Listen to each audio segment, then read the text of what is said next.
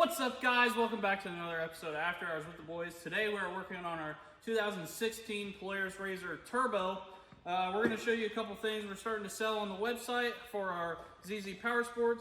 We got our Pro Armor harnesses and our seatbelt bypass plug for when you're running harnesses. It doesn't limit the machine on the speed and power.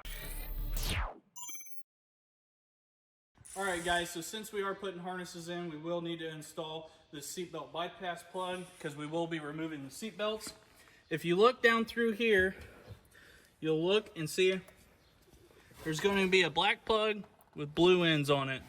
Right there, you're going to just unplug that and pop your bypass plug in. So you're just going to want to leave this factory in unconnected, leave their bypass plugged in. This will allow the machine to not be in limp mode while the driver's seat belt is unhooked. Since we are removing the seat belts, we will have to pull the center console.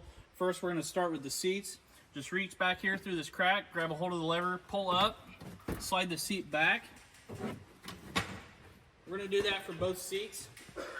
Then you're going to want to get a T30 Torx and a body clip tool and remove your body clips and your Torx out of this center console right here, and then this thing will pull up and allow us to unhook these, take them out of there, and go ahead and start fitting our harnesses in.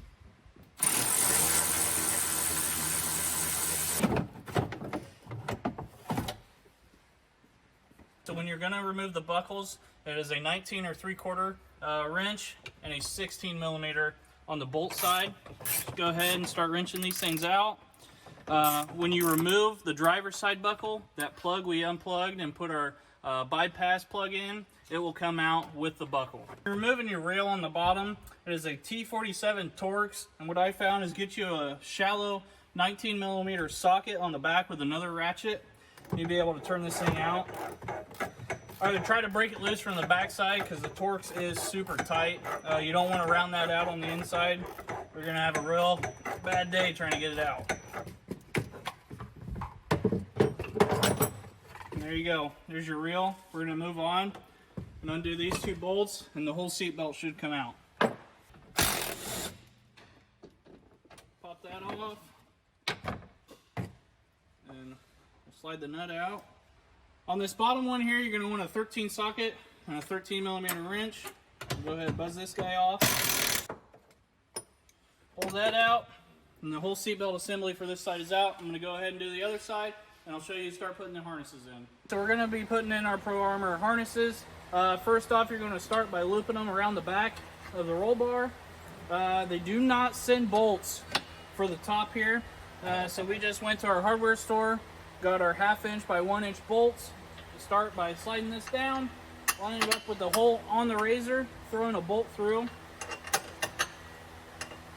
and then we'll start our nuts. Alright, for the bottom, guys, we're going to go to our factory rail mount and our buckles, so retain your factory bolts for this. On the outside here, you want to go around the roll cage and pull that through and come on down to your factory rail mount. Put your factory bolt back in and factory nut, and do not do this one yet because we're going to have to go through the center console before we bolt these down. So I'm going to get the other side put in to this point, and then we'll go ahead and throw our center console back in. Alright guys, for the driver's side, for these Pro Armor harnesses, they do come with a plug if you don't want to run this bypass plug we put in so you can have the seatbelt undone. You just plug it right in there, so when this buckle is undone like so, the machine will be in limp mode. Installing the center console, right now I know under here does not get a lot of attention while we're riding these things. So while you have it out, just go ahead and wash it. It's always just a good time to just spray it off real quick as we did. We're going to get this thing started down, but we're not going to take it all the way down yet. Instead of just running these through here in an open hole where dust and debris is going to fly up, we're going to give you a little trick. This thing usually sits in here like this and the old buckle comes out. We're going to take a pocket knife and slit it about 1 inch from the end so the strap will still go through there and block most of this dust and debris coming up out of here. As you can see, I just took a pocket knife and slid down through here about 1 inch or 1/2 inch away from here. Now when we put this in and install it, we'll be able to put our grommet back on here.